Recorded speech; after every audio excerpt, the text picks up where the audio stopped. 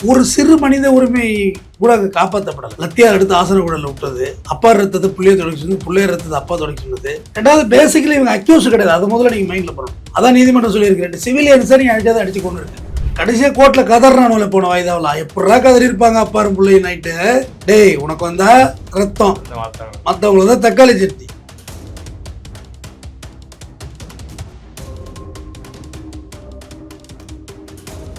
Sir வணக்கம் sir. வணக்கம். சாத்தாங்குளம் வழக்கில் குற்றவாளிகளுக்கு தண்டனை விவரம் அறிவிச்சிருக்காங்க, பார்த்தீங்களா? இதில் நீதிமன்றத்துக்கும் நீதிமன்ற சிஸ்டத்துக்கும் என்னை காவல்துறையினருக்கும் சிபிஐக்கும் மற்றும் இந்த தண்டனை வாங்கி கொடுக்கறதுக்கான அரசு தரப்பு வழக்கறிஞர்கள் மற்றும் என எல்லாருக்கும், சாட்சி சொன்ன அனைவருக்கும், காவலர் ஏட்டு ரேவதி தலைமை காவலர் அவர்களுக்கும் என்னோட சிறம் சார்ந்த நன்றியினை தெரியப்படுத்திக் கொள்கிறேன். இந்த தண்டனை என்பது பெனிக் ஜெயராஜை உயிரோடு கொண்டு வராது, அது அனைவருக்கும் அறிந்ததே. ஆனால் அதிகார வர்க்கத்திலிருந்து குற்றம் இழைக்க வேண்டும், சாமானிய மக்கள் மீது தன் அதிகார வெறியை கட்டவிழ்க்க வேண்டும் என்ற காவலர்களுக்கு, கெட்ட புத்தியுடைய காவலர்களுக்கு இந்த நீதிபதி இந்த தீர்ப்பு சமர்ப்பணம். மாண்புமிகு ஐயா முத்துக்குமரன் ஐயாவுக்கும் என்னுடைய மனமார்ந்த நன்றி. மதுரை அமர்வு நீதிமன்றத்தில் இன்று தீர்ப்பு ஆல்ரெடி டிக்ளேர் பண்ணது தான், இன்னைக்கு அது 3வது நாள் தள்ளி வச்சு இன்னைக்கு வாசிட்டாங்க. அதை அப்படியே தீர்ப்பு வரத்து படிச்சிடலாமா? நீதிபதி ஃபர்ஸ்ட் இதில் ஒன்று சொல்கிறாரு, ஒரு அக்யூஸ் திருந்துற ஆப்ஷன் இருக்குன்னா அவங்கள வெளியே விடுவார். ஆமாம், ஓரளவு வாழ்வான், சர்வே பண்ணுவான் அப்படின்னா வெளியே விடுவாங்க. இது முழுக்க முழுக்க மனிதநேயமற்ற செயல், இந்த காவலர்கள் யாரும் திருந்த மாட்டார்கள் அந்த ஆர்டர்லேயே போட்டார், டிக்ளேர் பண்ணார். நீ எத்தனை அப்பீல் போனாலும் சரி வேலைக்கு ஆகாது. கிளியர் ப்ரூட்டல் மர்டர் நீங்கள் பண்ணியிருக்கீங்கன்னு சொல்லி கிளியராக அதில் ஆர்டர் தான் அந்த இழுத்தது. அவர் எல்லாத்தையும் ரெடி பண்ணி ஒரே அடி அடிச்சிடணும், அவசர கதியில் கொடுக்க வேண்டாம் ஜட்ஜ்மெண்ட்னு சொல்லி தான் கொடுத்தது. இந்த நீதிபதிக்கு தான் நன்றி சொல்லணும். இவர் ஸ்ரீதர்லாம் கேஸை வளர்த்தினப்ப, இன்ஸ்பெக்டர் ஸ்ரீதர்லாம் வளர்த்தினப்ப, என்ன நீங்கள் வர்றீங்க சல்யூட் அடிக்கிறாங்க எல்லாரும் உங்களுக்கு. நீங்கள் போலீஸாகவே தான் வாழ்ந்துகிட்டு இருக்கீங்க, உங்களுக்குலாம் பெயில் கொடுக்க முடியாது, வெளியே போனால் நீங்கள் நல்லா வேலை பார்த்துருவீங்க அப்படின்னு சொல்லி இது பண்ணார். இதில் சிறைக்கு போனதுலேருந்து இன்று வரை அவங்க பெயில் வரல, உள்ளே தான் இருந்திருக்கிறாங்க. தண்டனை விவரங்கள் படிப்போம்.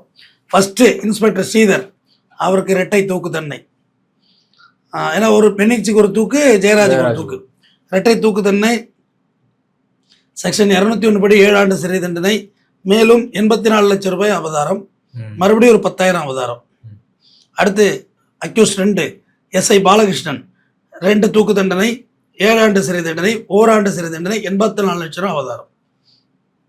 அடுத்து எஸ்ஐ ரகு கணேஷ், 2 தூக்கு தண்டனை, தூக்கு தண்டனை சொல்லலாம், மரண தண்டனை கூட சொல்லலாம், தப்பு கிடையாது. 2 தூக்கு தண்டனை, 3 ஆண்டு சிறை, 52 லட்சம் ரூபாய் அபதாரம். ஹெட் கான்ஸ்டபிள் முருகன், இரட்டை மரண தண்டனை, 7 ஆண்டு சிறை, ஓராண்டு சிறை, 3 ஆண்டு சிறை, 50 லட்சம் அபதாரம். அடுத்து 5வது அக்யூஸ்ட் சாமித்துறை, 2 தூக்கு தண்டனை, 7 ஆண்டு சிறை, ஓராண்டு சிறை, 2 லட்சம் அபதாரம், மறுபடியும் ஒரு 26 அபதாரம்.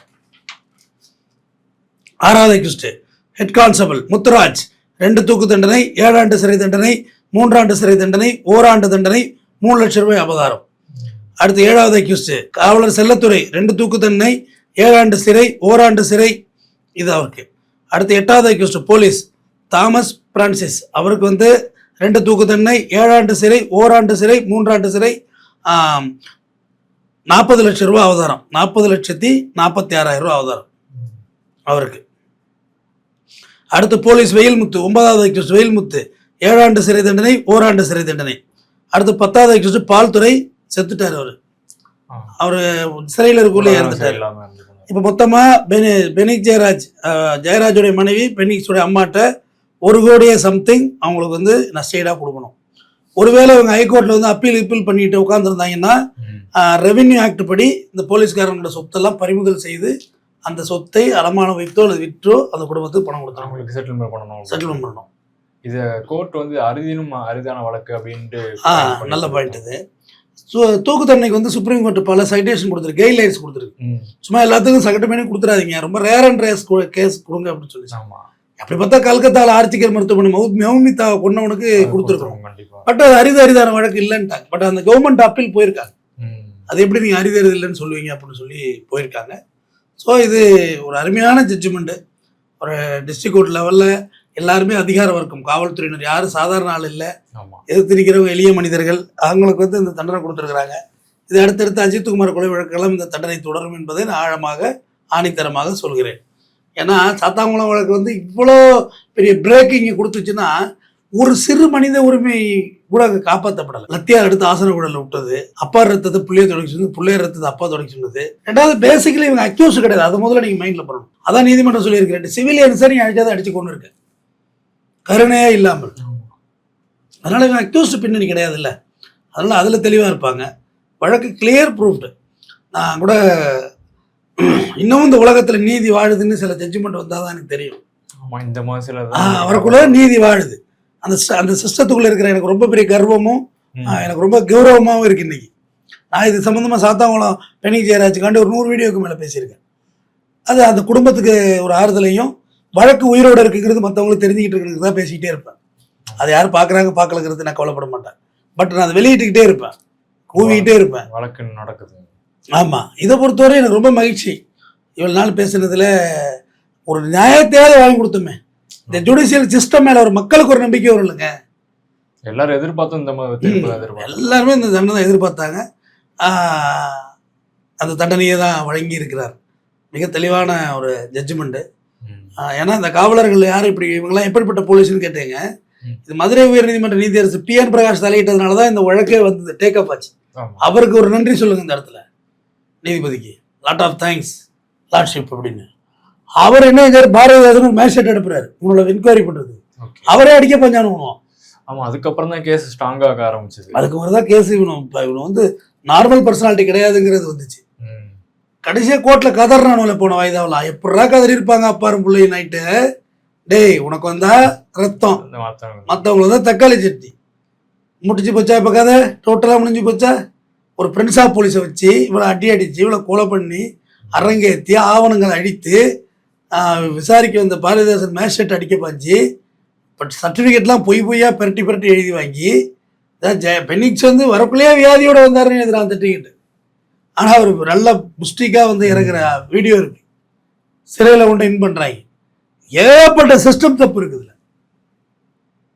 ஒருத்தர் முதல்ல சாவுறாரு, அடுத்த ஆள் சாவுறாரு. எப்படி இருந்திருக்கும்? ஒரு 3 மணி நேரம் கேப்புக்குள்ள 2 பாடி அவசர கதியில் போஸ்ட்மார்ட்டம் பண்ணி கரையத்தை பார்த்தாங்க அது. ஆனால் PN பிரகாஷ் வந்து அதில் தலையிட்டார். அவருக்கு யாராவது காலைல மென்ஷனிங்கில் சொல்லி அது தலையிட்டு அதுக்கு பிறகுதான் வழக்கு சீரியஸ் ஆச்சு. இது வந்து அஜித்குமார் வழக்குக்கு இது ஒரு முன்னுதாரணம், சாட்டை அடி. ஏன்னா அஜித்குமார் வழக்கில் இவங்க என்ன நினச்சிட்டு உட்காந்துருக்காங்கன்னா கம்ப்ளைண்ட் வாபஸ், நகை திருடே போல நமக்கு அது ஃபேவர்னு நினச்சிட்டு உட்காந்துருப்பாங்க. அதுதான் மைனஸு. எதுவுமே நடக்காமல் எதுக்கு நீ அடிச்சேன். அவசர கதையில நிக்கிதா வந்து கம்ப்ளைண்ட்லாம் வாபஸ் வாங்கிட்டு தெரிச்சு ஓடுறாங்க. அது தப்பிக்கிறதுன்னு நினச்சிக்கிட்டு இருக்காங்க எல்லாரும். நான் எதுக்குங்க வாபஸ் வாங்கணும், என் நகை திருடு போச்சு அப்படின்னு ஸ்டாண்டில் தான் நிற்கணும். கண்டிப்பாக அப்படிதான் இருக்கணும். அப்படி நின்னாதான் நீங்கள் வழக்கையே ஸ்டடி பண்ண முடியும். இப்போ நீங்கள் நகை திருடு போல, நகை வேண்டான்ட்டு போயிட்டாங்க, CBI நகை கிடைக்கலன்ட்டு திருட்டு போது ரெக்கவரி காமிக்கணும். ஓடிச்சு கொண்டாங்க. ஒரு கம்ப்ளைண்ட் வச்சு ஏதோ புட்டப்பு நகையை வச்சிருந்தா கூட அந்த கேஸ் வேற மாதிரி திரும்பும். எதுவுமே இல்லை, எவ்வளோ ஒத்துக்கிட்டானுவோம். நம்ம அதை எதுவும் பிரகடனப்படுத்துவோம், அஜித்குமாரோட ஆன்மாவுக்கு பிரகடனப்படுத்துவோம். CBIயும் ஒத்துக்கிட்டாங்க, இன்னைக்கு தான் ஒத்துக்கிட்டாங்க நகை இல்லைன்னு. கேஸ் வித்ரா பண்ணிட்டு போறேன்றாங்க. ஏன் வித்ரா பண்ணணும்? என் நகை இருக்கு, என் நகை கண்டுபிடிச்சு விடணுன்னு இருக்கணும். இது அவங்க ரொம்ப கிளவராக செய்யறதா நினைச்சு இந்த குரூப் செஞ்சாங்க. இது கிளவர் கிடையாது, பேக் ஃபயர் ஆகிடும்.